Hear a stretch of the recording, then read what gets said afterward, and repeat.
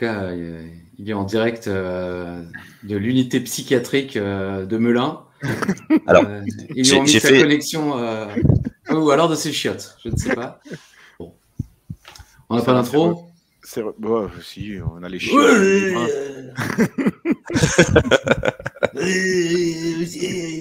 Il est à son 3e picon, excusez-le, on a l'intro. Toc toc. Toc toc. Toc toc. J'ai jamais vu ça. Toc toc. Ah juste, c'est de la merde ton truc. J'étais les gars. Bienvenue les amis dans un nouvel épisode du coffre. Toc toc. On va serrer les fesses. Je crois pas. Salut à tous. L'univers la juste.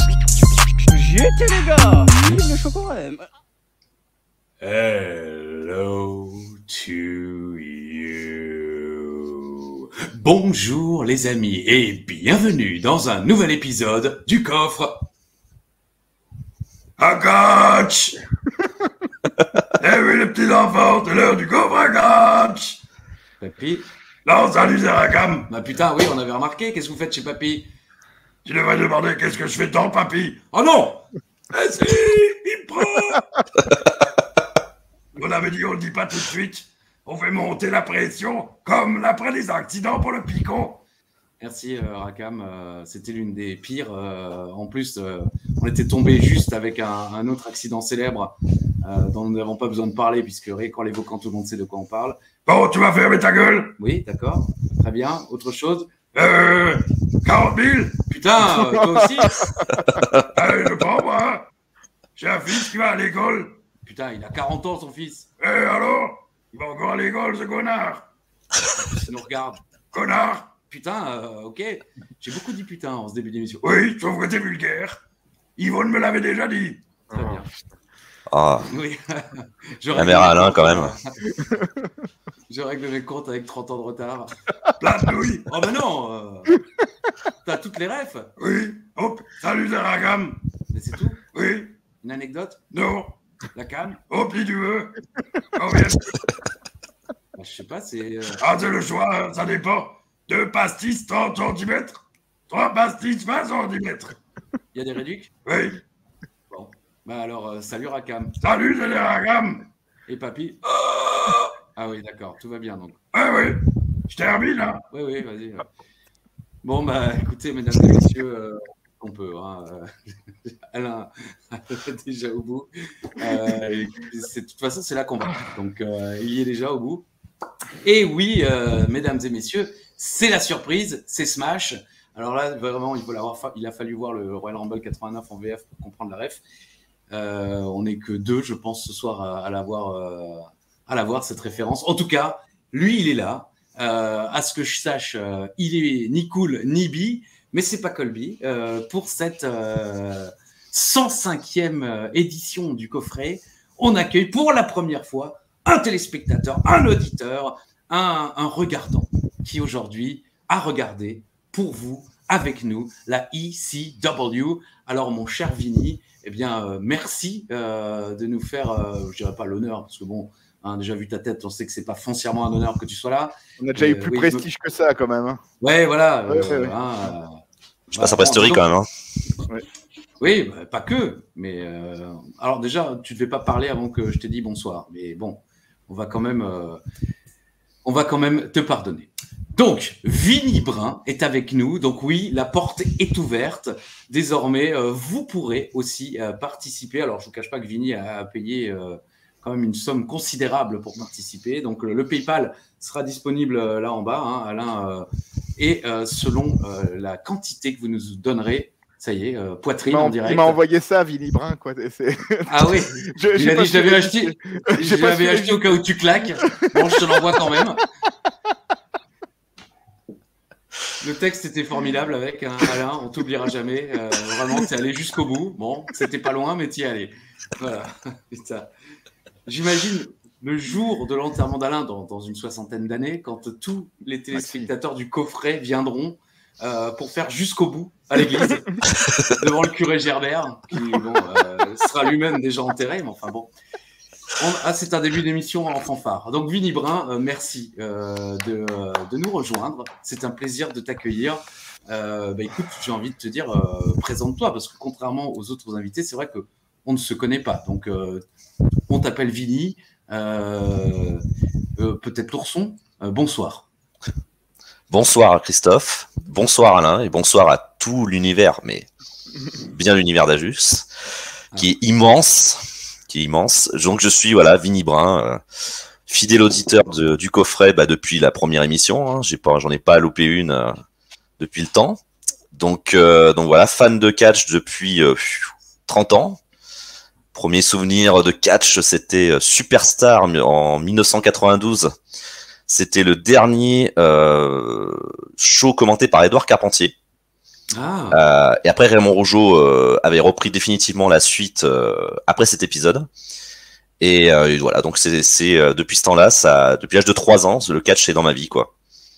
Et depuis pas si longtemps que ça, elle est dans la vie d'autres personnes, puisque c'était mon jardin secret, le catch, pendant 2 décennies, quoi. C'est-à-dire que par mes parents, personne ne savait que je regardais du catch. Okay. Parce que c'était secret, quoi.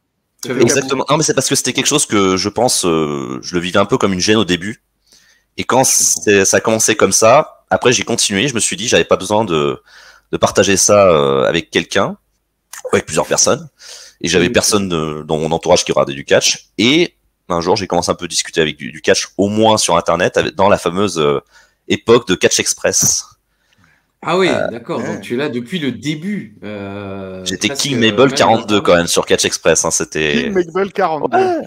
Je sais pas où j'avais trouvé ce nom, mais je l'avais. Hein, c'était King Mabel 42. On pouvait pas faire mieux. Non. Là, tu viens du 42 ou rien à voir? J'ai habité dans le 42. Ah oui. D'accord. Au moment où j'étais sur Catch Express. Bon, donc ça a un sens. King ça avait un sens, mais le roi Mabel, par contre, je me rappelle pas pourquoi. Il y en avait 41 qui avait voulu s'appeler King Mabel, tu vois.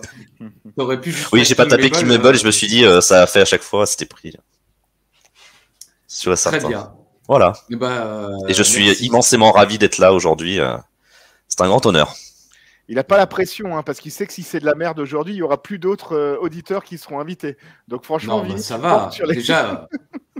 Non, mais il a réussi à faire 4 phrases de manière totalement intelligible, comme disait la Blonvis. Plus que David Jouan, en fait. Hein, Oui, c'est vrai. Oui, David Jouan, il a fait 4 phrases dans l'émission. C'est chaud, quoi. En même temps, il était pris. Il y avait un barbecue à côté, un verre de Porto à gauche. Il n'avait pas le temps, David Jouan. Il y avait le feu, il y avait les braises, il y avait tout, quoi. Il y avait les charlots à reviewer. Parce qu'il est aussi sur le coffret Charlot, David Jouan. Toutes les semaines, il review un film des charlots. Enfin, voilà, il y aura 5 épisodes du coffret Charlot, mais... Oui, non, ils ont fait 20 films au moins. Le Grand Bazar, bah oui. Oui, voilà, le Grand Bazar. Ça fait au moins 5 épisodes à lui tout seul déjà. Non, mais il y a Charlot contre Dracula, par exemple. C'est même pas une vanne. Bon, donc en tout cas, merci Vinny Brun. Merci à vous. En plus, tu as répondu à toutes les questions qu'on aurait pu te poser sans qu'on te les pose. Donc déjà, très bon début. J'avais un peu préparé ma presse. Et tu es déjà dans le top 3 des meilleurs invités. Donc bravo. Merci. Il y en a eu 4 ? Oui, il y en a eu 4. Voilà. Ouais, voilà. Ouais, tout le monde sait que David Jouan est au bout. C'est un peu le prime du coffret, quoi. Non. Alors, mon cher Ali, il est là aussi. Oui, alors je lag, je crois, ce soir. Je suis désolé, on enregistre le soir, visiblement. Ça va. En tout cas, il est là. Lui, il bouge pas. Et effectivement, il ira jusqu'au bout. Il a sa petite bouteille d'Évian, remplie certainement d'un cocktail aphrodisiaque. Oui. Parce qu'il y a certainement des choses à regarder ensuite. Hein. J'arrive, Baboucha. Baboucha. Ouais, déjà, on dit Babouchka, il me semble. Oui, mais bon, c'est Babouchka, oui. Baboucha. Bon, écoutez, il est là. Baboucha aussi, visiblement. Bonsoir Alain. Et encore une fois, bonsoir à toutes et à tous. Eh ben, salut Vinny, salut Christophe, salut à tout l'univers d'Ajus. Ravi de vous revoir tous les deux et tout votre univers pour la nouvelle review de la ECW, épisode 105. Fort belle review s'il en fut, s'il en est. Ah, je cherchais la voiture, elle n'est pas là ? Non, la 105 n'a pas existé. C'est la 200 ? 205, oui, la 205 GTI a existé, la 305 aussi, la 405, la 605. La 205 GTI n'est pas à vendre. Voilà, c'est écrit chez moi, ouais. Et oui. Allez, on se lance dans le vif du sujet quand même, parce que ça fait à peu près 6 quarts d'heure qu'on parle. Ouais. Mes Allez. chers amis, dans l'histoire de la ECW, nous sommes aujourd'hui le 8 juillet 2008, en direct de Baton Rouge, dans l'état de Louisiane. J'y étais, les gars. Devant 1,6 million de téléspectateurs, Vinny. Pas un de plus, pas un de moins. Merci beaucoup. Allez, c'est parti. Là, je suis chaud comme la braise, là. Alors, en ce 8 juillet, nous fêtons les anniversaires des regrettés Jean de La Fontaine, né un 8 juillet, et mort un 16 mars. Je sais Ok. pas. J'en sais Ah, d'accord. Ah bon, il balance ça. On va... Il est content. On aurait pu y croire. Hein. Ouais, c'est vrai, c'est On une y bonne a vanne. cru. Moi, j'y ai cru. Ouais, j'ai cru aussi. Ouais. Jean de La Fontaine et Valérie Benguigui. C'était la Pity dans Camelot. Eh oui. Eh oui, La c'était la oui. sorcière, ouais. Merveilleuse actrice qui jouait, je crois, aussi dans le Dans prénom. Safari. Dans Safari aussi. Dans Safari, dans le prénom et les Et dans la gosses. vérité, si je mens aussi. Ah oui, Elle joue. Dans la vérité, si je mens, ouais. C'est vrai. le premier. C'est la belle-sœur de Vincent Elbaz, si je dis pas de bêtises. Dans le premier, ouais. Oh là, je m'en souviens pas.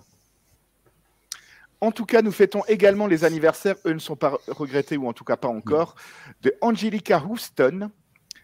C'est Morticia dans la famille Adams. La maman dans la famille Adams. Laquelle, la version Celui-là de 92-93. Ouais. Ok, bon, je m'en souviens pas. Ceux-là qu'on aime. De Mimi Mati également. Philippe Vasseur, José dans Hélène et les garçons. Ah oui, bien sûr. Ouais. Ah oui, La maison. Le groupe Media One. bien sûr. Qui c'est qui fête encore? Mehdi Sadoun, Sedoun, pardon. Mehdi Sedoun, Claire Kem et Virgin van Dijk. Je connais pas Virgin van Dijk. C'est un ami à Nicolas Godard. Non, c'est un ami, c'est un Hollandais. C'est un Hollandais. Une sorte Joueur de ami foot. hollandais. C'est un ami au connard du catch parce qu'il joue à Liverpool. Ah. Et justement, côté catch, on fête l'anniversaire de Marcel Bartel, a.k.a. Ludwig Kaiser. Ah, ja. Ouais, wunderbar. Ah, bravo. Scheiß anniversaire. Viel Geburtstag, je sais plus quoi. Viel Glück für den Geburtstag. Si, je passe, ouais, c'est ça. Ah ouais, viel Spaß. En ce 8 juillet, j'ai rendez-vous avec l'histoire parce qu'en 1985, WWF présente le tout premier King of the Ring à Foxborough, Massachusetts, c'est pas facile à dire, où Don Muraco devient roi du ring en battant le Iron Sheik. Sheiky Baby. En 1996, WCW Nitro au studio Disney MGM où Rey Mysterio bat Dean Malenko pour le titre Cruiserweight. En 2002, le 8 juillet, WWE présente Monday Night Raw, où Kevin Nash se blesse dans le main event, un 5 contre 5. Il se blesse le quadriceps et c'est le match de son retour de sa blessure au biceps. Ah merde. Oui. Bravo, gars. Pour son retour, il se blesse, je crois, en plus au même bras, me semble-t-il. Vinny Brun va lui dire non, c'était la cuisse gauche, vous connaissez rien au catch. Non, je Donc, confirme. muscle. Dans ce show également, Jeff Hardy qui bat William Regal pour le titre européen. Et dans un match qui a longtemps été considéré comme l'un des pires de l'histoire, Bradshaw et Trish Stratus battent Christopher Nowitzki et Jackie Gaida dans un match mixte. Et c'était pourri? Bah, visiblement, oui, parce que assez pourri pour que le site en question te précise que c'était pourri. précise que c'était un des pires matchs de l'histoire. Ok. C'était La l'époque dernière de. Oui. C'était l'époque du titre hardcore avec Bradshaw qui portait son slip là, avant JBL. C'était un peu cette époque-là. Là. Il a toujours porté son slip, Bradshaw, non? Non. Je sais pas. Non. Avant, c'était un pantalon avec les APA. Ah. C'est pour ça, ouais. C'était l'époque où il changeait le titre hardcore 25 fois par jour. Non, alors. Et Merci, la dernière Vinny. info Très que bonnes j'ai- anecdotes, surtout dit avec beaucoup d'enthousiasme. Oui, c'est vrai. 25 fois par jour. Bah, Nous comme, sommes tous réunis. comme la qualité de la chose, tu vois. Je vis la chose. La dernière info que j'ai sur le 8 juillet, c'est en 2013, les débuts de la Wyatt Family à Raw en attaquant Kane pendant le show. 2013 déjà. Eh oui. La première fait fois qu'ils ont 10 dit ans. We're here. Ah oui, très bien. Voilà. Et c'est tout? Mais par contre, c'est déjà pas mal. Ah oui, bien sûr. Bah écoutez, il est temps, après 25 minutes d'émission déjà, de passer au deuxième segment de cette émission, le tant attendu. Info Intox, jungle. Allez! Qui c'est les plus forts? Bien sûr, c'est Info Intox. On a un grand public et les meilleurs supporters. On va gagner. Info Intox. Allez. J'étais inspiré aujourd'hui. Ah oui, oui. Billy Brun est lyonnais, c'est pour ça. Je l'ai compris celle-là. Ok. Non, mais on m'avait pas précisé. C'est vrai que- C'est ma compagne qui est fan de l'Olympique Lyonnais avant tout. Je suis supporter bis, on va dire. Je l'accompagne au stade surtout et j'aime bien l'Olympique Lyonnais. Voilà. J'aime Ah bien non, les mais- saucisses. L'Olympique lyonnais, quoi. Enfin, je sais pas, il y a des saucisses à vendre à Gerland? Des andouillettes. Si. Ouais, elles sont pas bonnes en plus, les saucisses à Gerland. Pas terrible. Bon, nous, à la Méno, elles sont bonnes. Il y a de la Wissi-Wurst, il y a de la merguez, et puis je crois que c'est tout. Mais c'est déjà pas mal. C'est déjà pas mal. Alors, écoute, place honneur à l'invité. 2 infos intox. Est-ce que tu as travaillé? Oui, Il a travaillé. exactement. Alors j'avais dit en off à Alain que j'allais faire Hakims, mais j'ai dit c'est trop facile parce que Christophe il va le savoir si je dis genre info intox, j'affirme que Hakims a fini avant-dernier du Rumble 89 et que c'est B. Jockston qui l'a éliminé. Tu vas me dire info, donc forcément. Mais Trop justement, facile. Je te dirais intox parce que c'est Ted DiBiase, mais... Non, Ted DiBiase c'est le dernier éliminé. Ah, je croyais que tu voulais dire Avant-dernier. dans le ring. Avant-dernier Ah dans le oui. ring, j'avais... Ouais. Non, il a fini dans le top 3 du Oui, bien 89 sûr, oui, Hakims. non, quand même, oui, je me souviens. Donc je me suis pas attardé sur Hakims. Voilà, Vas-y. exactement. Alors c'est sur Nunzio. Parce que l'ami Nunzio, il revient un peu nulle part comme souvent ces derniers temps. Invraisemblable. Et, Ah oui. spoiler, c'est son dernier match à la ECW. Oh, Il est licencié le 8 août 2008. Aïe, aïe, aïe. Donc il tire quand même encore un mois sans rien faire. Et oui, je dois faire des house shows, des choses comme ça, mais en télévisé, c'est son dernier match. 8. Ils ont choisi la bonne date pour le virer, Nunzio. Le bon soldat. Alors, mon premier info intox sur Nunzio, j'affirme que Nunzio a débuté à la ECW originale dans un tag match contre les Harris Brothers. Et il s'appelait Damien Stone. Info ou intox? Alors là, écoute, je n'en ai personnellement pas la moindre idée. Je dis info. Donc, ouais, je veux dire info. Pareil, 2 infos. Comme ça, tu nous auras Je note. peut-être tous les 2. Deuxième info intox, Ouais. j'affirme que Nunzio, alors ça, ce que je vais dire, c'est une info, il a remporté qu'un seul titre à la WWE, c'est le titre Cruiserweight. Il l'a remporté 2 fois, c'est une info aussi. Mais j'affirme qu'il a remporté son premier titre contre Chavo Guerrero à Velocity. Ah. Écoute, j'ai envie de te dire intox. Allez. Je note intox. Alain, Rallye.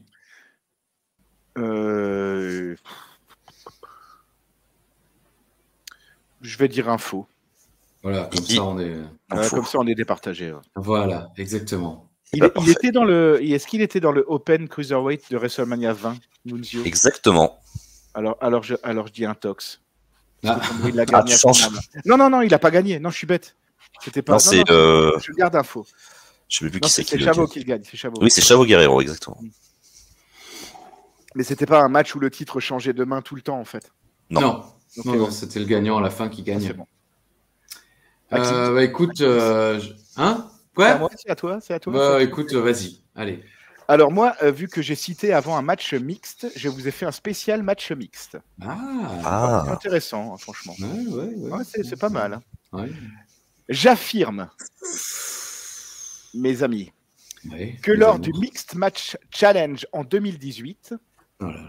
remporté, on le rappelle, par le Miz et Asuka, Becky Lynch faisait équipe avec Elias. Écoute, je vais te dire info, je n'ai absolument pas suivi le Mixed Match Challenge. Je sais que toi, tu étais fan, et Moi, moi, j'adorais. j'en avais, mais rien à carrer, le Mixed Match La Challenge. vignette de Braun Strowman et Alexa Bliss à l'époque, ça valait Ça, j'ai 50 vu. cacahuètes, ouais. Mais j'ai pas suivi le tournoi. J'en ai plus aucune idée.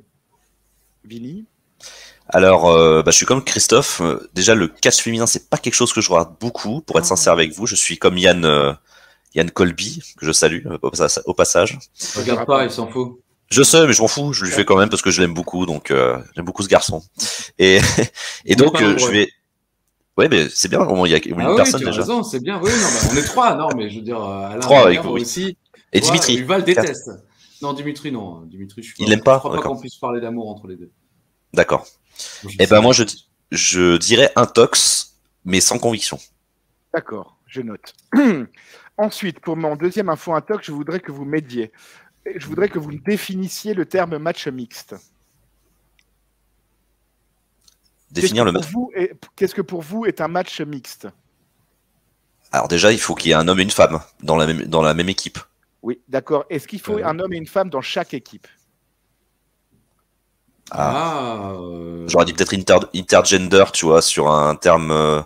Si t'as 2 mecs d'un côté et une nana avec un mec de l'autre. Mais juste ça comme ça. Quoi. Ça fait comme ça. J'affirme que dans l'histoire de WrestleMania, il y a eu 6 matchs mixtes. Ok. Ouais. Ah ouais, mais bon, 6. Va pour calculer là. Écoute, j'ai envie, franchement, pour les récents, j'ai plus aucune idée. Moi, je vais te dire un tox. Déjà de tête, j'en ai que 2.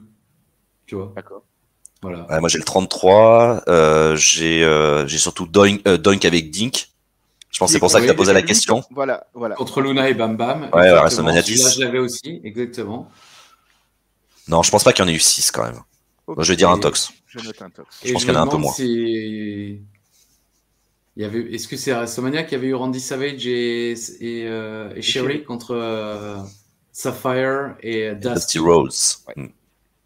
Ah, voilà, ok, c'est noté. Christophe, c'est parti. J'affirme que le premier match de Chris Harris à la WWE s'est tenu en 1996 contre Justin Bradshaw.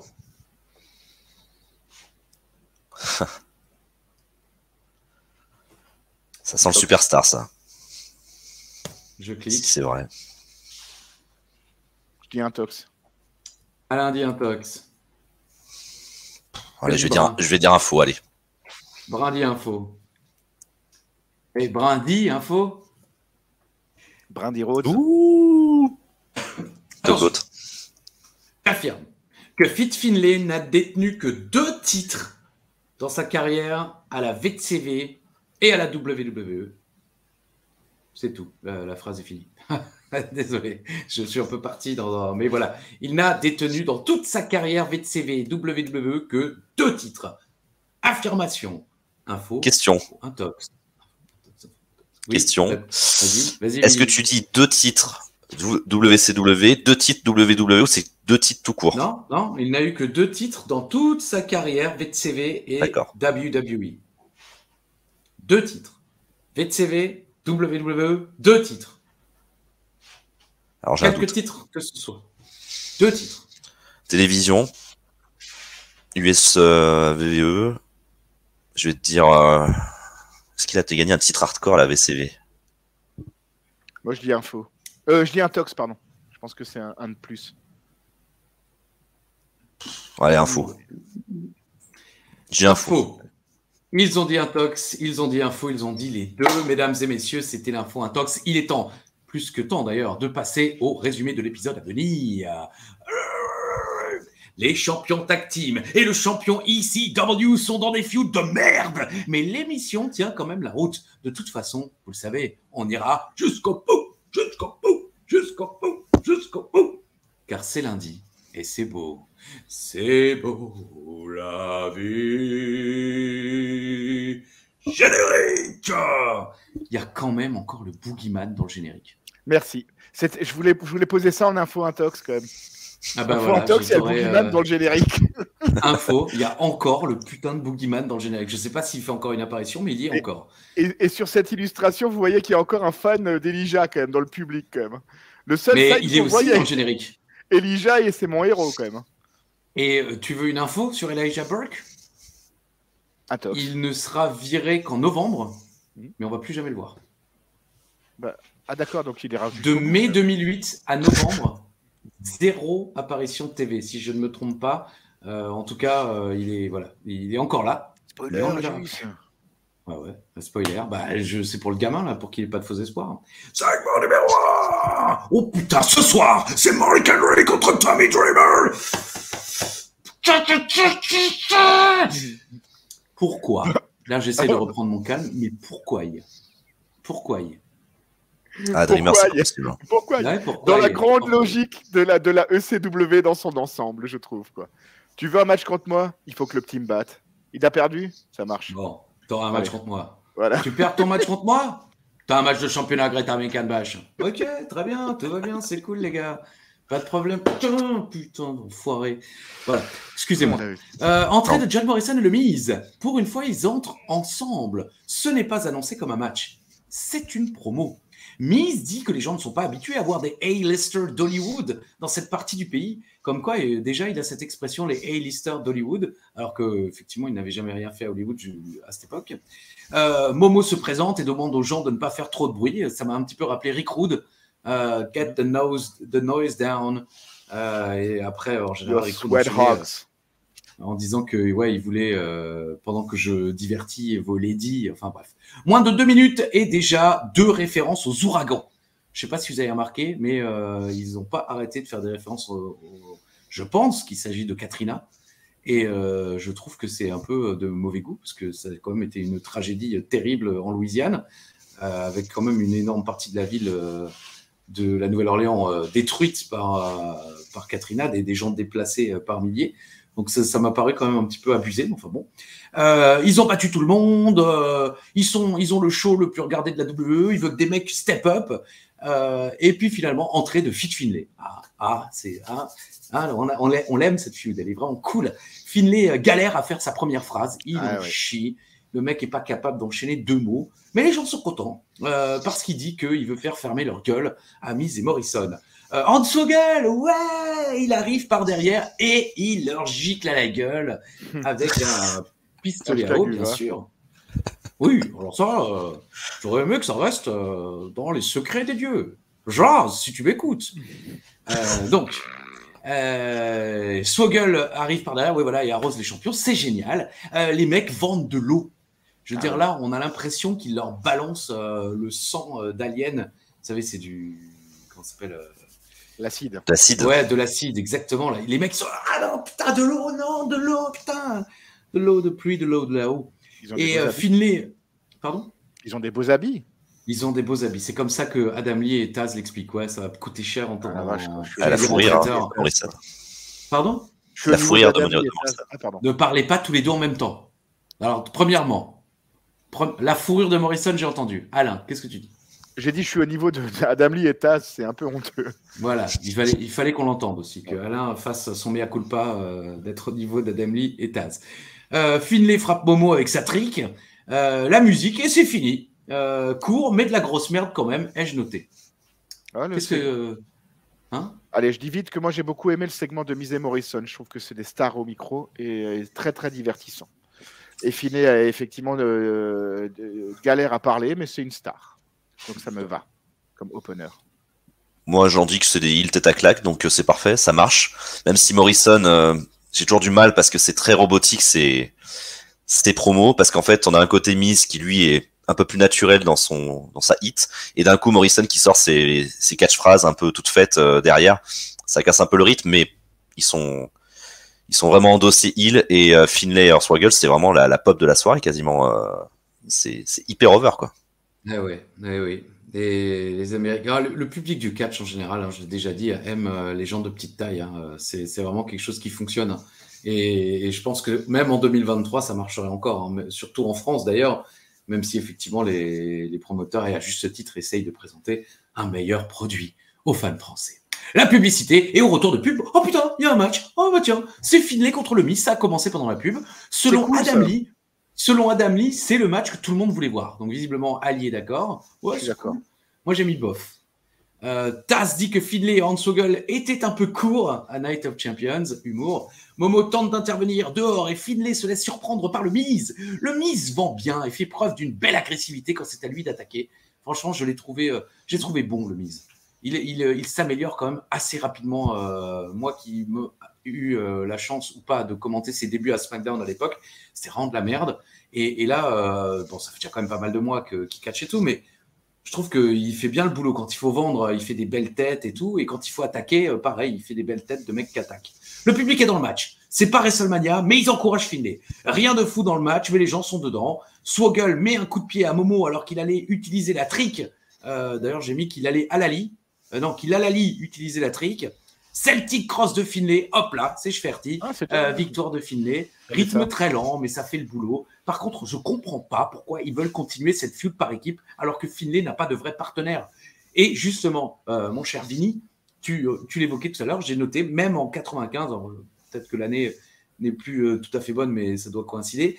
Ouais, c'est plutôt 94 d'ailleurs. Doink et Dink ne feudaient pas avec des vraies équipes, et encore moins avec les champions par équipe. Ça n'a pas de sens. C'est sûr.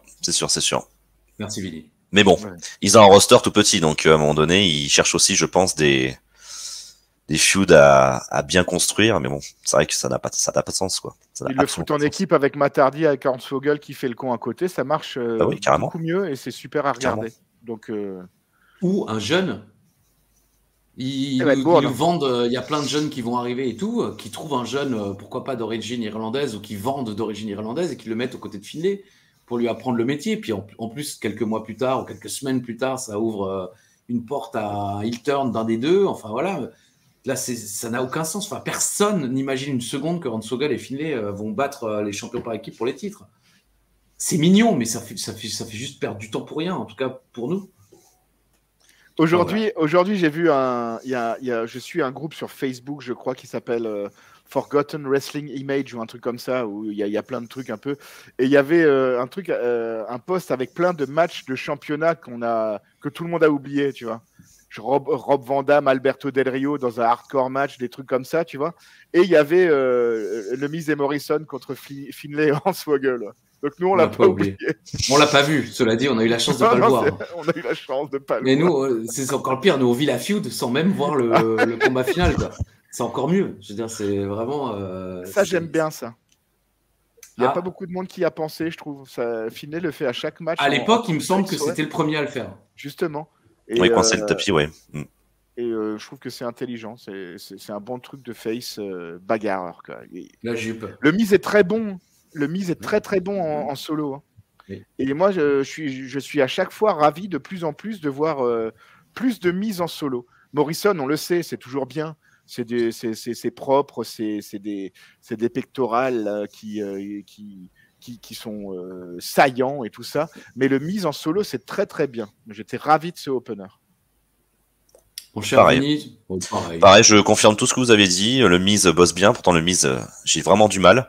Mais je trouve que à cette époque-là, il commençait vraiment à s'affirmer dans le tag, et c'était plus le Shawn Michaels des Rockers à ce moment-là par rapport à Morrison.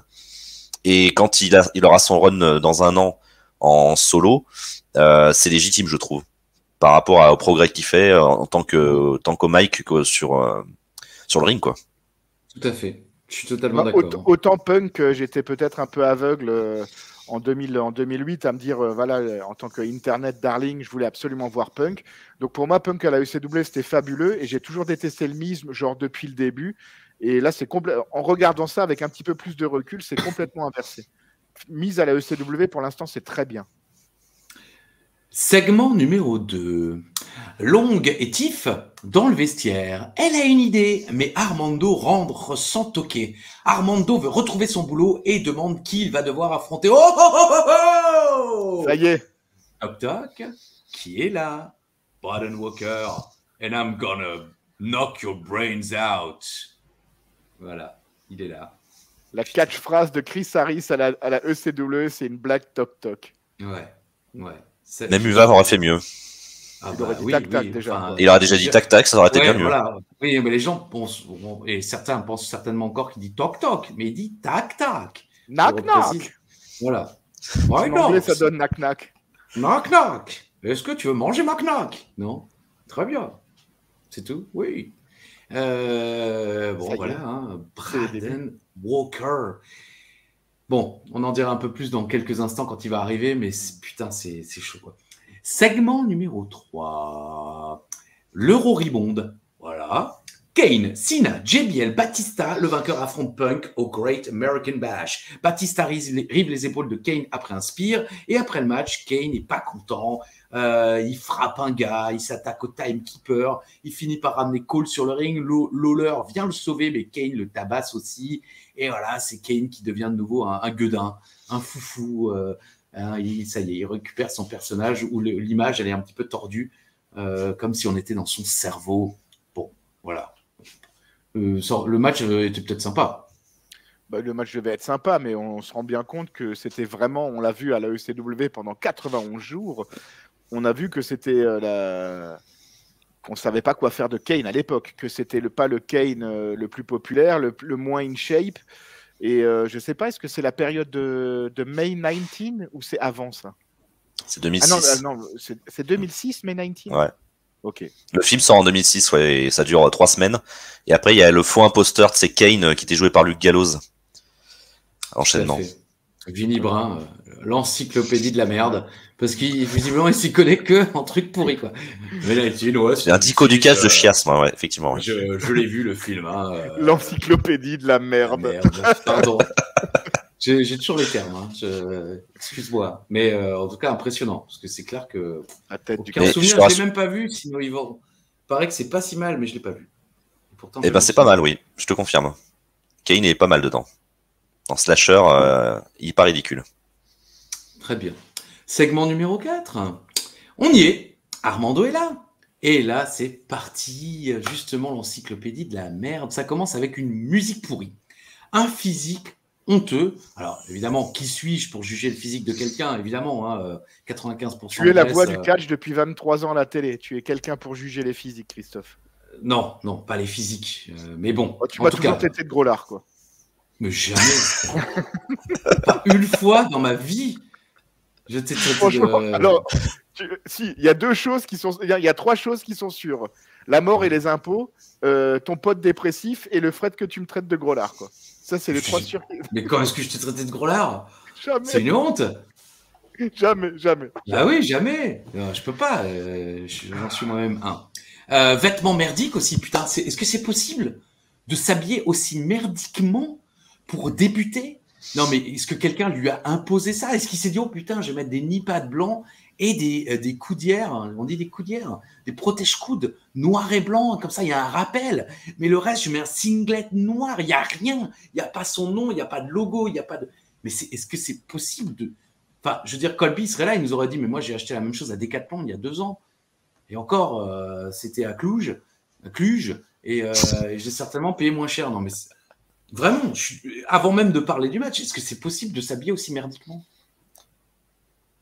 J'ai noté que, justement, dans mes commentaires, j'ai mis que c'était Tony DeVito ou Mike Bell en Superstars 94. C'est exactement la même tenue que portaient les jobbers à Superstars. C'est exactement la même chose. Donc, pour faire débuter un gars, c'est pas possible. C'est pas possible. Que ça soit Chris Harris ou quelqu'un d'autre. On dirait Stevie Richards qui a mangé Brodus Clay un peu, quand même. Oui. Avec la tenue, quoi. Ouais. Non, enfin voilà, moi j'ai mis, c'est dingue d'oser se pointer comme ça. Il espérait quoi? Alors j'aurais peut-être dû mettre au pluriel parce que il est peut-être pas le seul responsable. Il y a quelqu'un qui aurait dû lui dire, mec, t'as pas plus flamboyant comme truc. En plus, il est face, il s'habille en noir. C'est pas possible. Et je veux dire, on est d'accord. Enfin, je suis pas un spécialiste de la télé, mais Chris Harris, c'était American Most Wanted. C'est ça? C'était Star, Chris Harris. Avec James Storm. James Storm, un peu badass, qui buvait de la bière et compagnie, quoi. Je dis pas qu'il devait venir avec de la bière, mais il aurait pu garder un peu le style gars du Sud, cowboy, jeans, enfin un truc de ce genre. Là, mais c'est pas possible de faire plus générique. Je veux dire, je sais pas si ça existe encore sur Touquet quand, à l'époque, il y avait des jeux où tu pouvais lancer créateur de catcheur et tu laissais la machine créer le catcheur. Tu te faisais pas chier à toi le faire. Alain s'est fait chier à le faire sur c'était quoi? Sur Nintendo 64. Nintendo 64, il créait tous les catcheurs. Bon, après, il faisait copier-coller d'autres sites, hein, il faut être honnête.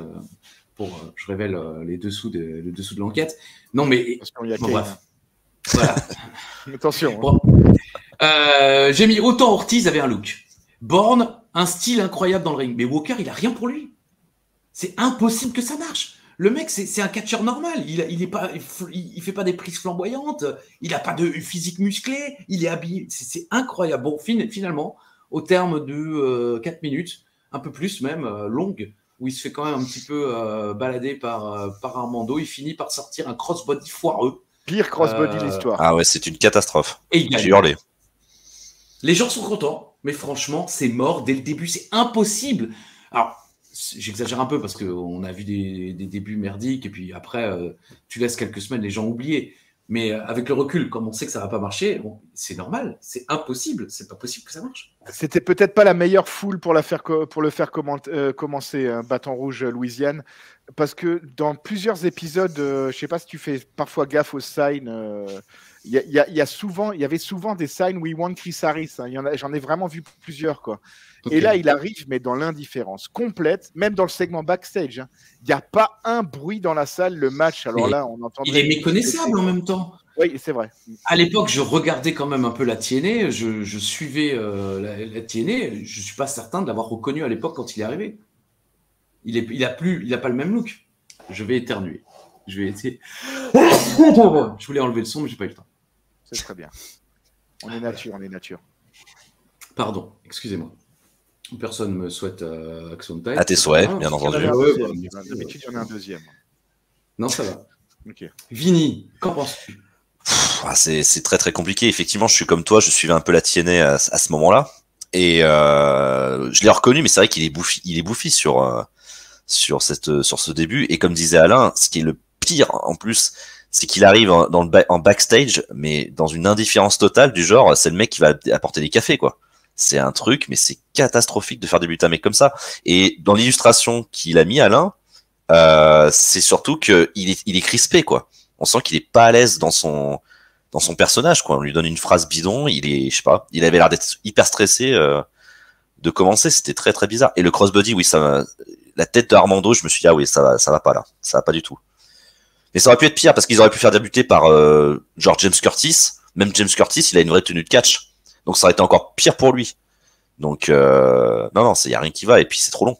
Ils auraient dû au moins lui faire un squash. Ça aurait peut-être au moins fait voir aux fans qu'il est établi, que ah ouais d'accord, il a pété Estrada en 2 minutes, il est pas là pour rigoler.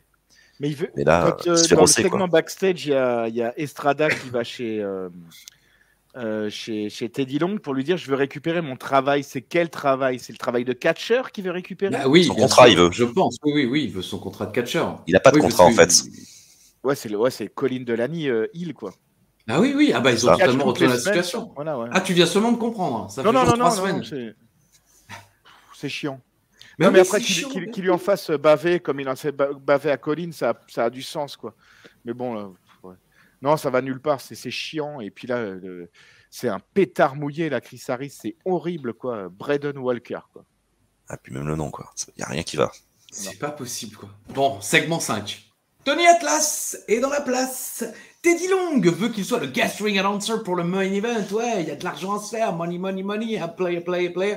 Marc-Henry vient le saluer. Henry rappelle que Atlas était Mr. USA. Et voilà. Henry le ridiculise un petit peu, mais il reste cordial. Segment numéro 6. Yadi yada. Je vais juste te dire un truc sur... le visuel que j'ai préparé, c'est un Hall of Famer à la ECW.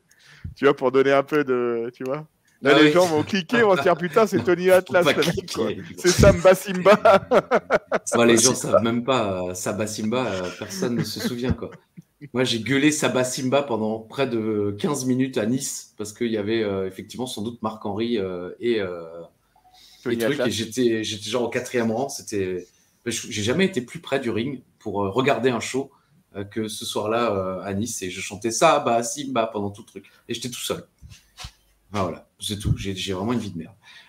Yadi Yada est avec segment numéro 6, pardon. Yadi Yada est avec Atlas Ortiz qui nous dit qu'il s'appelle Ricky. Ok, bon, super. Ou la belle vie, hein, formidable. Ortiz est invaincu. Et ouais, alors t'as gagné la semaine dernière, donc ça fait moi de quoi? Un gagnant? Ça fait de moi un quoi? Je sais plus. Bon, bref, et il dit un mec invaincu. Ok, ben voilà, vous l'avez entendu, c'est Ricky Ortiz, un gars invaincu. Pendant tout le match d'Estrada, il y a Taz et Mike Adamle qui dit il a battu Ricky Ortiz la semaine dernière. Quoi. Ils disent pas Atlas? Je me Ils suis disent posé pas la Atlas. Non, ils question. disent Ricky Ortiz, ouais. Ils disent déjà Ricky. Et je vais peut-être vous surprendre. Moi, je l'ai trouvé bourré de charisme, Ricky Ortiz, là, dans cette interview. Ouais, mais fichtrement il. Ouais, très il. Il était censé mais moi, être face. je trouve il était. Je trouve qu'il débordait de charisme. Je l'ai trouvé très cool, Ricky Ortiz, là.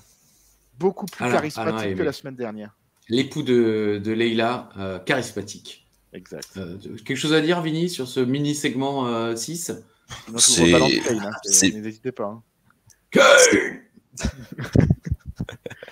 C'est un peu, ouais, bon, c'est comme Michael Cole quand il dit qu'il a vaincu sur 2 matchs, ou Eric Bischoff, quoi. Ça fait un peu bizarre de dire je suis invincible sur un match, quoi. Donc bon. La promo en lui-même, le Ricky Ortiz s'établit bien, je trouve, comme dit Alain. Par contre, c'est un heel, hein. C'est pas un face, ça c'est sûr et certain. Ça pue le heel. Et pour moi, il va rester face, hein, dans mes souvenirs. Oui, bah, je crois qu'il reste face, oui, je pense tout son run, c'est nouveau, je crois. Non, mais non, voilà, je veux dire, ces promos quand on dit je suis invincible depuis un match, oui, c'est un truc de heel. Donc quand tu dis que ça quand tu es face, ça va pas du tout. Ça fait de lui un mec cool. Segment numéro 7. Atlas vient saluer Colin et Dreamer. Dreamer est très heureux de voir le Hall of Famer. Je ne l'ai pas noté, mais il dit à Colin, tu vois, ce gars-là, quand j'étais jeune et que je débutais, il m'a beaucoup aidé. J'ai du mal à y croire, hein, parce que bon, Tony Atlas est... il avait autre chose à foutre que Tony Dreamer, quand même. Hein. Ouais, enfin, et puis c'est même plus une réputation. On sait qu'il est quand même un peu fétichiste, il est un peu masochiste. Et puis, pour avoir vu Beyond the Mat, je crois que c'est dans Beyond the Mat, c'est dans Beyond the Mat, ouais. Et dans Beyond the Mat, ouais. Où il explique qu'il s'est retrouvé dans une crack house au fond du trou. C'est pas dans ça. Si? C'est dans un autre documentaire que j'ai vu. En tout cas, il y a un documentaire où il est suivi et où il explique qu'il était à un moment dans sa vie, il s'est retrouvé à vivre dans une maison de crack où des gens fument du crack. La maison, c'est en général un squat. Ça devait être la Legends House quand c'était sorti sur le network, hein, la maison du crack. Hein. Il était très bien, Tony Atlas, dans la Legends House, je trouvais, quoi. Je confonds, ouais, avec son témoignage sur Bruiser Brody, ouais, ça. J'ai confondu. Je trouve qu'ils insistent quand même beaucoup sur le fait, Teddy Long, le segment juste avant, qui lui dit hey, ça fait de l'argent, genre t'es fauché, t'as pas le choix. Hein, mais parce que en fait, c'était ça sa réputation. Là, il était fauché en fait dans la vraie vie. Et c'est pour ça que Vince McMahon l'a fait revenir, parce que Vince McMahon, plusieurs fois, quand il fait Saba Simba, il était déjà fauché à l'époque. Et Vince McMahon lui a rendu service. Visiblement, ah ouais, non, mais le mec a pas de ses avis. Je me marre pas à cause de ça, parce que Vinny Brun le sait. Tony Atlas, Colby l'appelle Antoine Mapmonde. C'est vrai. C'est vrai en plus. Antoine Mapmonde. C'est mieux que Braden Walker. Hein. Oui, c'est vrai. Franchement, Antoine Mapmonde. Moi, je le présente dans un show de 4 français, tu vois. Ah, carrément. Mesdames et messieurs, Antoine Mapmonde. Et avec comme ça, tu vois. Il vient avec un globe. Avec la Mapmonde, comme ça, sur l'épaule. Ah, oui. Le saviez-vous? Oui. 22 des 40 livres publiés par la WWE sont arrivés dans la liste des best-sellers du New York Times. Voilà, il faut le savoir. Voilà l'homme que attend Vinny Brun depuis le début de cette émission. Nunzio est là, et avec une musique horrible. Qu'est-ce qu'ils ont fait? Non, je pense. Ah non, mais ça c'est le remix. Ils ont plus les droits de la musique, mais je sais plus. Je sais pas quelle musique ils pouvaient avoir pour que ce soit. Pourquoi? Qu'est-ce qu'il avait foutu Slim Shetty ou quoi? Putain, on n'a plus les droits. Non, normalement, il avait son thème générique depuis SmackDown, depuis qu'il avait commencé, donc il a jamais changé de thème à la VVE, donc je vois pas pourquoi ils avaient pas les droits. Pour moi, c'était leur musique à eux, quoi. Donc c'était pas, ouais, je sais pas. Je comprends pas les droits sur une musique de Nunzio, quoi. Ouais, surtout pour mettre un truc sample numéro 16 là, dégueulasse, hein, c'est pas possible, quoi. Là, j'ai mis ça va être incroyable. Il affronte Evan Bourne. Petite promo d'Evan Bourne là dans le carré, version justement WWE Superstars des années 90, où il rappelle qu'il défie la gravité. Merci Evan. Bourne est vraiment à part. Est-il si nul que ça au micro, ai-je noté, pour qu'il n'ait rien fait de lui? Alors j'exagère un peu, ils ont fait un petit peu avec lui. Mais je me dis, c'est fou quand tu vois un mec comme ça dès ses débuts. Alors, bien sûr, il a déjà catché avant la WWE, mais il est déjà tellement à l'aise, ça marche tellement bien, ça connecte déjà avec le public. C'est qu'il devait vraiment manquer de charisme au micro pour qu'il ne le pousse pas plus loin. La WWE cherche un nouveau Rey Mysterio depuis 50 ans. Bon, là, c'était peut-être pas encore le cas, mais j'ai du mal à comprendre comment. Et justement, je ne sais pas si toi, Vinny, tu as suivi sa carrière après la WWE. En tout cas, si quelqu'un l'a fait parmi les spectateurs du coffret, dites-nous en commentaire. Est-ce que c'est vraiment ce qui lui manquait, le micro? Est-ce qu'il a jamais fait ses preuves de ce côté-là? De ce que j'ai suivi de lui, non, quand il est redevenu Matt Sydal à la TNA, d'ailleurs, je crois après il est allé à la TNA, c'était pas, ça n'a jamais été son truc, hein. C'est vraiment un worker, hors pair.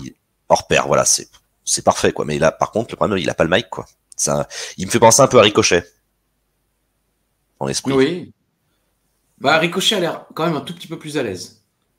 Un petit peu plus, c'est vrai. Mais c'est dans cet esprit, là, je dans trouve. ces petits promos carrés, là, c'était un peu. Vraiment, il a l'air tout mignon, tout. Comment dire, ouais, très, très stressé, quoi. En tout cas, il enchaîne des coups de pied, des coups de genoux, ça vole dans tous les sens, et puis finalement, au bout de malheureusement que 4 minutes, un petit peu moins, eh bien, un shooting star press et c'est fini. Evan Bourne qui remporte le match. J'ai mis, ça pouvait pas durer 15 minutes, mais purée, j'aurais quand même voulu voir un putain de Nunzio Evan Bourne en version ECW de l'époque, quoi. Ça aurait fait un match, mais ça aurait fait une feud version ECW où ils se seraient affrontés à Living Dangerously, à Heatwave et ainsi de suite, quoi. On aurait eu un peu comme Super Crazy et Tajiri, ça aurait pu nous donner des matchs de fou. Et vraiment, c'est dommage qu'ils n'auraient pas donné plus de temps. Toutes les fois où on a vu Evan Bourne contre Mike Knox, on se disait tiens, c'est dommage, il faudrait qu'il le mette contre un catcheur pour faire un peu plus le show. Et on a parlé à chaque fois de Nunzio, pourquoi pas Nunzio. Et j'ai trouvé ce match très très décevant. Je pensais vraiment que ça allait éclater dans tous les sens. Et c'est ma seule déception de ce show, c'est ce match. Peut-être que j'en attendais un petit peu trop. Ouais, mais franchement, laissez-leur 4 minutes. Même le match, il dure combien de temps? 4, hein, c'est ça? 4 minutes. Laissez-leur 4 minutes. Non, mais si déjà vous leur foutez 4 minutes, ce qui est pas non plus dégueulasse, tu vois, c'est un show qui dure 45 minutes. Une spot fest, quoi, que ça claque, ou Nunzio qui fait des super kicks, qui fait ses Sicilian Slice, que ça saute, que ça Hurricane Rana. Non, mais là, du catch, des coups de bélier au sol, là, et tout, c'est nul, quoi, c'est con. C'est dommage, c'est une gâchette foirée, quoi. Pour le dernier match, en plus de Nunzio, quoi. Ouais, c'est con. D'accord avec Alain, à 100%. J'ai plus apprécié. Pardon ? Je parlerai plus avant pour que je sois d'accord avec toi sur le prochain match. Oui, j'ai préféré son match contre Striker. À choisir, je trouvais que Striker vendait mieux les prises et c'était plus fluide, et ça m'a déçu venant de Nunzio parce que comme tu l'as dit, dans une période ECW originale, tu le mets en triple avec Tajiri ou Super Crazy, ça aurait pu faire des trucs All-Star, 5 star, quoi. Ça aurait été exceptionnel. Mais Nunzio, on sent que là, ouais, bon, c'est... Est-ce qu'il sentait que c'était peut-être la fin, qu'il en a un peu rien à foutre, je sais pas, hein. Peut-être que... Oui. C'était peut-être le boulot pour faire le boulot, et puis voilà, il avait plus de motivation, je sais pas. Mais c'est vrai que ça ressemblait pas à Nunzio qu'on connaît, qui est un très très bon jobber pour moi.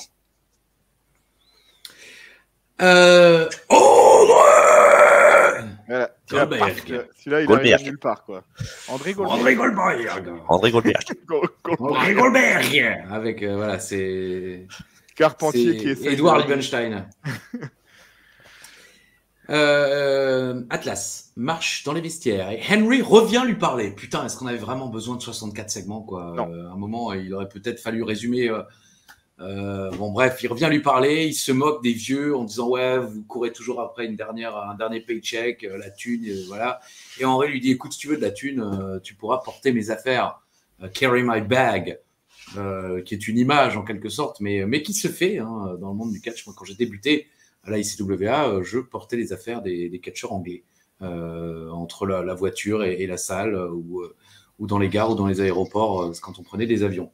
C'est que ça fait partie, je crois que ça se fait, je sais pas si ça se fait encore au Japon, mais ça s'est fait très longtemps aussi au Japon, avec des mecs très célèbres qui portaient des gens comme Chris Jericho ou Eddie Guerrero ou Dean Malenko qui portaient des affaires des Japonais en haut de la carte quand eux débutaient. Voilà, segment numéro 8. C'est l'heure du main event. Tony Atlas a droit à une présentation pour son entrée. Henry arrive avec un sourire comme s'il était le champion du peuple. Oui, juste une seconde. Tac, tac, c'est l'anecdote du bar. J'y étais, les gars. Vive le chocorème. Ah, Je me disais bien qu'il manquait l'anecdote avant le main event. Merci Ali. Elle va Merci Ali. Je suis allé un peu vite. Elle va très vite. vite. L'anecdote est très récente, elle date de samedi dernier. Nous sommes sortis avec des anciens membres de l'Orchestre symphonique des jeunes de Strasbourg et Uva, alors que Uva n'a jamais fait de musique à part du marimba avec sa verge. C'était du marimba? Non. C'était du xylophone. Voilà. Je fais du xylophone avec... Voilà. Et donc Uva était très saoul. Ah ouais? Oui, il était très saoul. Et quand on est rentré, faut pas boire, l'abus d'alcool est dangereux pour la santé, tout ça, c'est pas bien. Mais l'anecdote est drôle quand même. Quand on est rentré en Uber. Et Uva déjà n'arrivait pas à ouvrir la portière du Uber parce que c'était une voiture où les portières arrière s'ouvrent comme ça. Donc c'était super dur à trouver. Et quand on est arrivé, le chauffeur de Uber comprend que Uva n'arrivera pas à ouvrir cette porte. Il ouvre la porte et Uva lui dit « J'arrive toujours pas à sortir de ta voiture de merde. » Non, sérieux ? Ce à quoi le monsieur lui répond « C'est normal, cher monsieur, vous avez encore votre ceinture de sécurité. »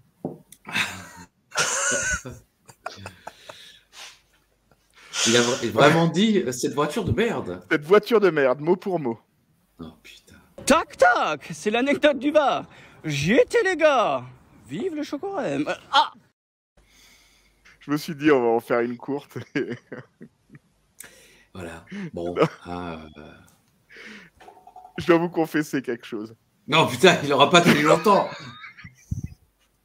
Cette histoire n'est pas arrivée à Uva. J'avais pas d'anecdote d'Uva cette semaine. On va pas lui mettre tous les mots du monde non plus sur le dos.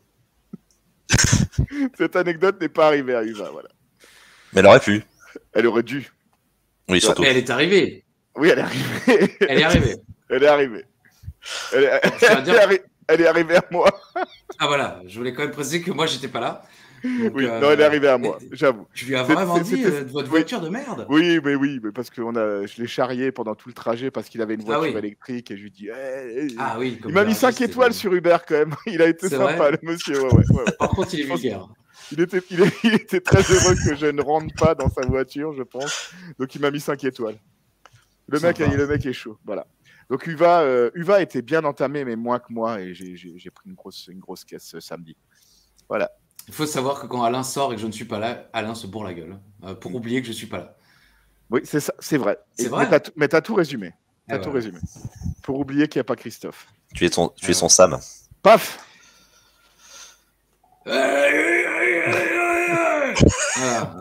C'est un petit peu ce que Tony Atlas essaye de nous dire. Qu'est-ce que je raconte? Alors, on marche dans les vestiaires. Non, c'est pas là. Je suis où, moi? Alors, Henry arrive avec un sourire. Ah oui, Henry arrive avec un sourire comme s'il était le champion du peuple. Il est magnifique, Marc-Henry. Marc-Henry est extraordinaire. Génial. Il arrive avec un grand sourire comme si c'était vraiment le champion du peuple. Genre, les gens m'aiment. Je suis heureux d'être là. C'est génial. J'ai noté, justement, c'est vraiment magnifique de le voir avec cette confiance quand on sait d'où il est parti au début de sa carrière, où il était totalement transparent. Il comprenait rien à ce qu'il avait à faire. Il était nul. Et là, on voit un mec qui sait exactement ce qu'il faut faire. C'est incroyable. Donc, bravo. Ça lui a pris pas mal d'années quand même, plus d'une décennie. Mais il y est. Donc, c'est formidable de le vivre avec vous, chers amis du coffret. Un mec a une pancarte qui dit « Le mec derrière moi ne voit rien ». Voilà, ça existe encore, ce genre de pancarte, quoi. Voilà. J'ai écrit, c'est vrai. Oui. Évidemment, Dreamer porte un t-shirt du Great American Bash. Voilà, oui. Ils n'ont pas réussi à en vendre un, mais ils lui en ont filé un à Dreamer. Et c'est parti entre les deux. Dreamer est direct calmé par le corps de Henry. Certes, Dreamer est la légende de la ECW, mais c'est dingue qu'il n'ait pas un face plus jeune pour venir défier Henry pour son début de règne. C'est vrai, putain, pour une première feud avec Mark Henry. Je comprends l'histoire qu'il nous raconte. Mark Henry qui dit qu'il est le sauveur de la ECW et Tommy Dreamer qui dit « Ouais, moi, je suis la légende de la ECW. Tu peux pas dire ça et tout ça, quoi. » Mais putain, sérieux, Tommy Dreamer face à Mark Henry. En plus, on en a dit en début d'émission, le mec, Colin Delaney va gagner, il perd, il a quand même un match. Et spoiler, putain, il y aura Tommy Dreamer contre Mark Henry au Great American Bash. C'est n'importe quoi. Bon, Colin finit par attraper le pied de Henry. Henry vient le menacer dehors. Là, il y a Tony Atlas qui dit non, tu touches pas à mon pote. Hein, t'es mon pote. Hein. Il lui met même le micro devant la bouche. Genre, c'est une interview alors que le micro est éteint. Il avait oublié de poser le micro, Tony Atlas. C'était rigolo. Et finalement, Atlas fracasse la gueule de Tony sur la table. Bam! Et on peut voir que Taz ne regarde pas les mêmes sites que Alain. Et finalement, Tommy Dreamer sort également. Henry porte le World Strongest Slam sur Dreamer dehors. Et voilà, ça a vite digénéré cette histoire. Je ne sais pas combien de temps ça a duré, mais ça a duré peut-être 2 minutes. Et Atlas annonce Henry vainqueur. Et l'émission se termine ainsi. Voilà. Les gens ne comprennent pas trop, mais voilà. Et il lâche pas le micro. Hein. Le mec, on lui a dit, tu lâches pas le micro. Je lâche pas le micro. Il est rentré avec, effectivement. Ça, il l'a revendu pour 35 balles sur le bon coin. Ouais. Voilà. Est-ce qu'il y a moyen de gratter une bière avec ça? Bon. Il y a quand même le logo. Vas-y. Il allait à Pawn Star, là. Il a dit, tu me fais combien? Je te le fais 2 €. Allez, pour 1, je te le donne.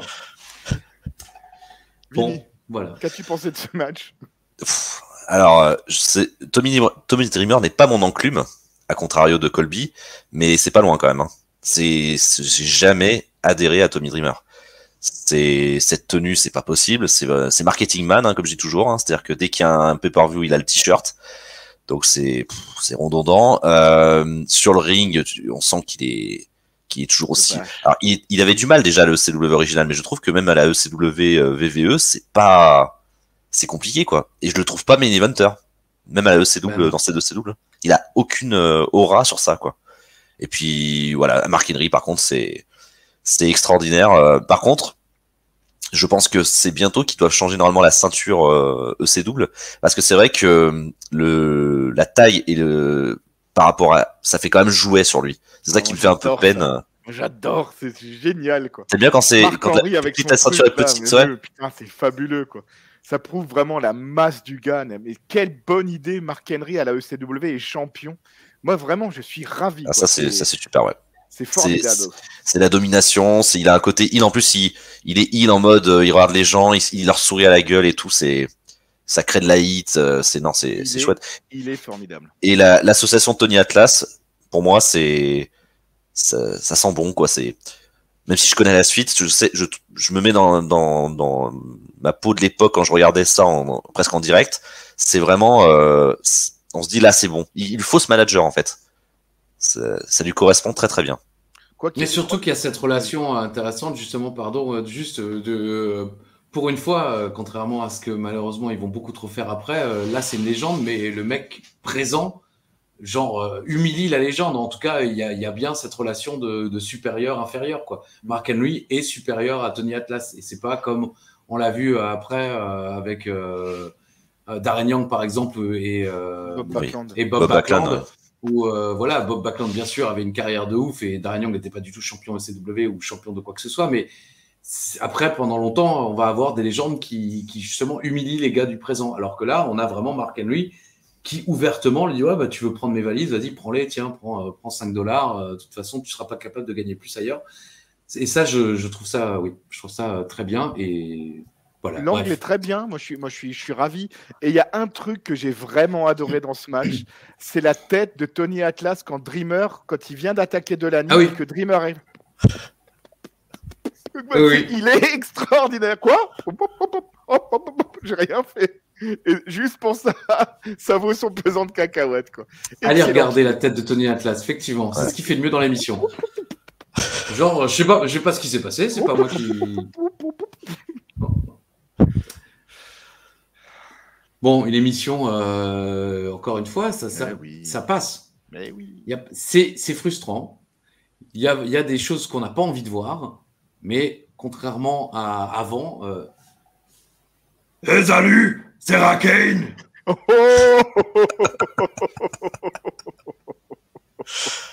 Allez, ça vaut un spin de belt. Hein. Spin the belt, make the belt. Donc voilà. Vous êtes d'accord avec moi? Dites oui. Oui. Oui. Merci. Dites oui. Voilà, c'est comme ça que les gens se marient. On se marie, tu dis oui, oui, Oui, et voilà, c'est fait. Par les liens et tout ça. Info Intox? Oui. On va gagner, intox. C'est sûr, ce soir, il faut y aller. Allez, fais-nous rêver, les bleus et blancs, on est les rois, et les Ultra Boys sont avec toi. Vini, humilie-nous de ton savoir, l'encyclopédie de la merde, Vini Brun. Alors, j'avais dit en premier lieu que j'affirmais que Nunzio avait débuté la ECW originale dans un tag match où il affrontait les frères Blue, si vous préférez, ou les Harris Brothers, ou les 8 Ball Les quoi? Skull. Les frères quoi? Blue, oui, les Jacob Brothers. et Eli Blue, bien sûr. Voilà, Jacob et Eli. Qui est sous le nom de Damien Stone. Et ben, c'était une info. C'était en 1992, à l'époque où c'était encore la Eastern Championship Wrestling de Todd Gordon. Deuxième. Attends, mais excuse-moi, Christophe. On a juste tous les deux. Non, on avait juste tous les deux, on a dit. Oui, vous avez juste tous les deux. Okay. C'était info pour tous les deux, donc vous avez tous les deux juste. Et deuxième info intox, j'affirme que Nunzio a donc remporté 2 fois le titre Cruiserweight, mais j'affirmais surtout qu'il l'avait remporté contre Chavo Guerrero. Et ben c'était une intox. Il l'avait remporté contre Paul London. À Velocity aussi. Et c'était à Velocity par contre. D'accord. Donc j'avais juste. Non, c'est moi qui avais juste. Et ben c'était, j'avais noté, oui c'est ça, c'est ouais. Non c'est parce que t'avais pas changé après. Non, j'ai dit intox. Quand t'avais dit intox. Oh, je sais plus. Parce que t'avais dit info, t'étais passé à l'intox avec l'Open Challenge de WrestleMania. Donc je sais plus, tu m'as embrouillé. Par contre, Christophe avait raison. Alors j'ai tort. Parce que j'avais tort, parce que t'avais dit. Parce que t'avais changé après, voilà, c'est pour ça. Mais Christophe avait raison. Ouais, oui. Non, parce que je m'en souvenais pas. Et je me souviens étonnamment bien des Velocity. Parce que c'était vraiment un programme, c'était l'un de mes programmes préférés à commenter. C'était vraiment incroyable, Velocity. Et je me rappelle, tu les commentais avec passion et j'ai adoré regarder Velocity sur Action à l'époque. Exactement. Oui, IT Velocity, parce qu'on voyait des choses quand même pas communs des fois. Et, Là, surtout à Velocity, parce qu'il y avait vraiment des catcheurs du côté de Hit, c'était de la merde. C'était Servette qui pue toutes les semaines qui faisait le même match. Ouais, c'est ça. Venice. Viscera. Alors qu'à Velocity, on avait vraiment les cruiserweight, on avait Brian Danielson, on avait le révérend comment il s'appelle. Il y avait Rhino aussi qui était souvent dans l'émission. Aussi le mec des SAT.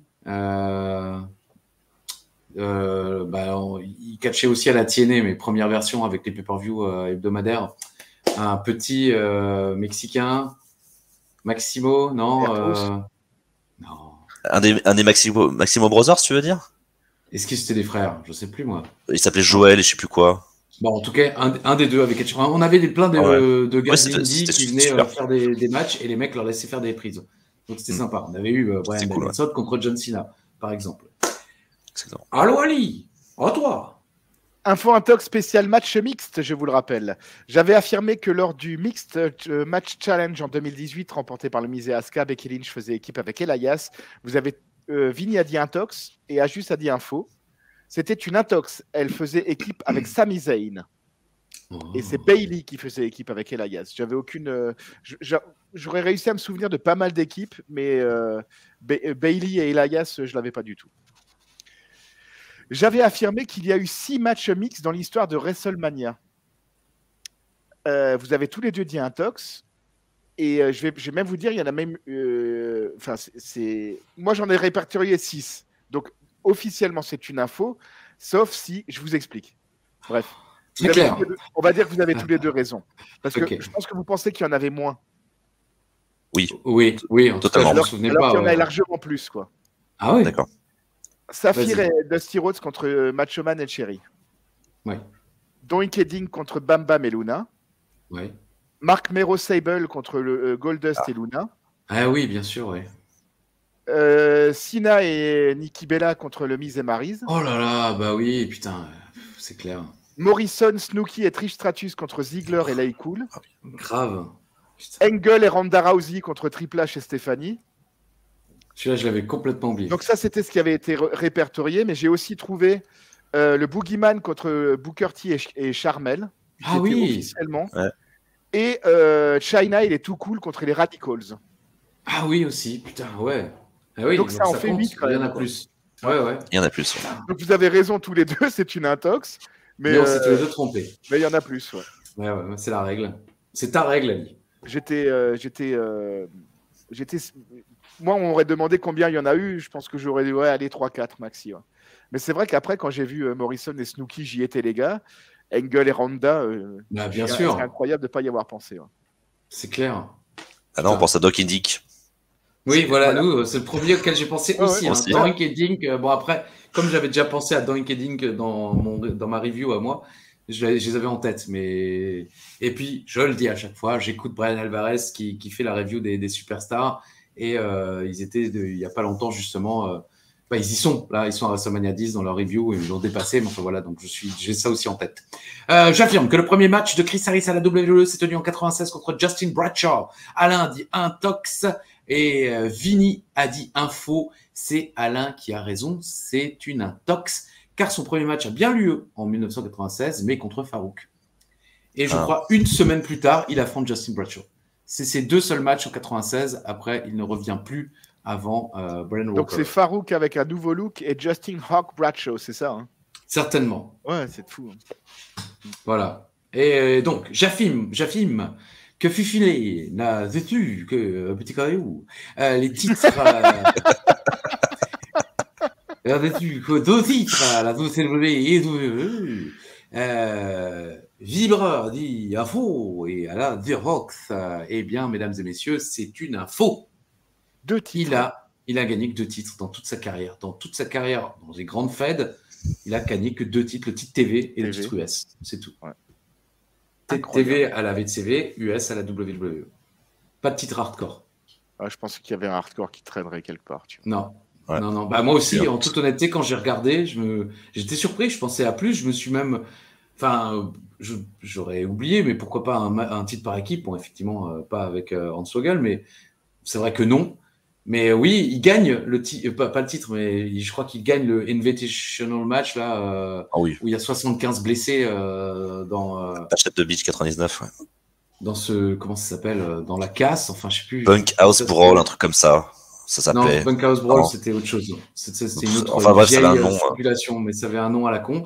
Si vous n'avez jamais vu ce match, je vous invite à le regarder. Hein. C'est hors du commun.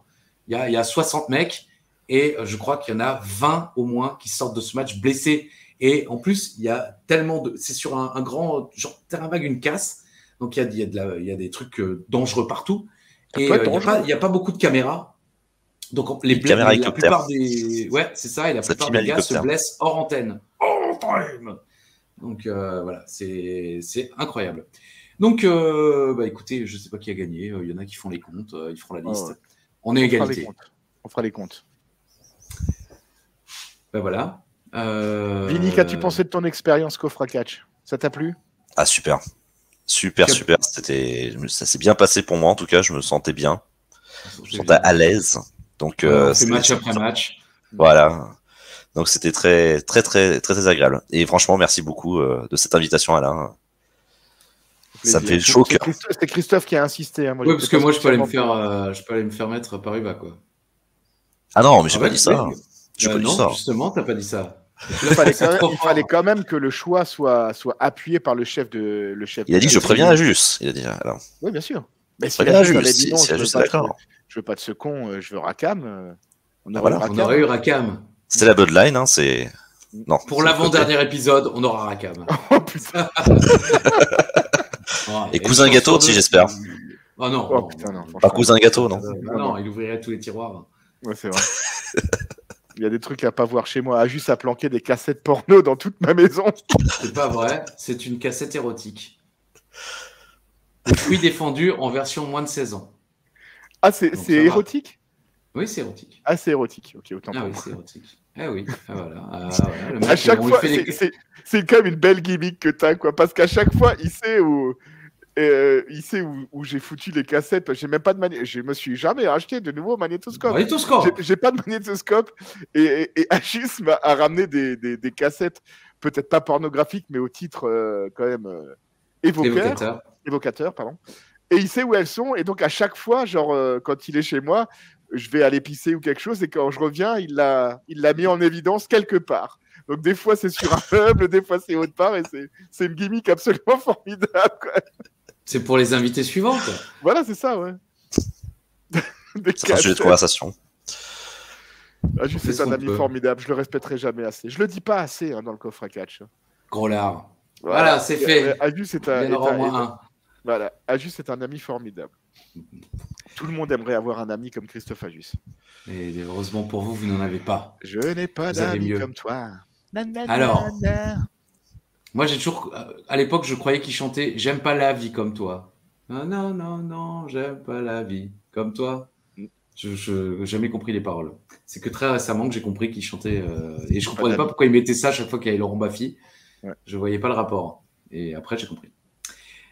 Alain, des coucous, des bisous, des au revoir ou... Déjà, un grand merci à Vinny Brun. Franchement, Bien sûr, un grand bravo. Merci beaucoup d'être venu. Je pense que ça va ouvrir des portes interdites à d'autres personnes. On en discutera hors antenne avec mon ami Christophe. Un gros bisou, un cœur sur vous à tout l'univers d'Ajus, les personnes qui like, qui commentent, qui partagent, qui regardent ces vidéos naturellement. Un bonjour à Valérian Delsol et à Evan Didario, qui lui a rattrapé son retard. Il avait accumulé pas mal de retard. Il nous a rejoint à l'épisode 104. Et un bisou aussi à Aurore des Chroniques d'Aurore, qui commente évidemment toutes nos vidéos, qui écoute tous les 40 mètres, les gars. Ouais, qui nous envoie des questions sans nous donner les réponses. Je lui ai dit, difficile. Je lui ai dit et qui a une voix donne mélodieuse. Très Voilà. belle voix. On a hâte d'utiliser les questions d'Aurore. Et d'ailleurs, n'hésitez pas à nous rejoindre avec Charlie Weber dans 40 mètres, les gars, également le quiz. On propose de vous laisser participer, poser des questions, des thèmes. Venez défier Ishtou. Et bien sûr, à un moment, il va falloir venir défier Ishtou et ne pas le battre, surtout. Tout est truqué. Voilà. Donc, effectivement, alors, je m'associe à toi, mon cher Alain, pour te remercier, mon cher Vinny. Bravo, très belle performance. Antenne, il nous disait, oui, on m'a souvent dit que j'avais une voix pour faire du doublage. Non seulement tu as une voix pour faire du doublage, mais tu as la prestance pour faire également de l'animation ou je ne sais quoi qui pourrait te plaire dans ce sens. Donc, n'hésite pas, en plus, tu vas le savoir. Je veux dire, la chaîne L'Encyclopédie de la Merde, je pense que vraiment, ça peut faire des followers. J'ai failli m'acheter un dico et marquer le dico du catch et des conneries juste pour le délire, quoi. J'étais presque à ça, quoi. Acheter un dico. Juste les marquer ça, comme ça, dico du catch. Alors, je faisais semblant de regarder pour les références. Enfin, bref, il y avait toute une gimmick préparée, mais je me suis pas... C'est très bien. Voilà, ouais. Non, c'est bien. En faisant pas trop. J'en ai à foutre. Ouais. Non, mais bon, en tout cas, sincèrement, merci. C'était plaisant de partager cet instant avec toi et avec mon cher Ali. Et bien sûr, il ne l'avait pas encore sorti. Le Volcan, il est là. Je pensais que je l'avais là et il était là derrière. Et il était là derrière depuis le début. Bon, écoutez, vous savez, on sera de là, même heure, même chaîne, même tout, puisqu'on va jusqu'au bout. Épisode 106, dans 7 jours, très exactement. Et d'ici là, comme le disait Édouard Carpentier, à la semaine prochaine, si Dieu le veut. Bisous.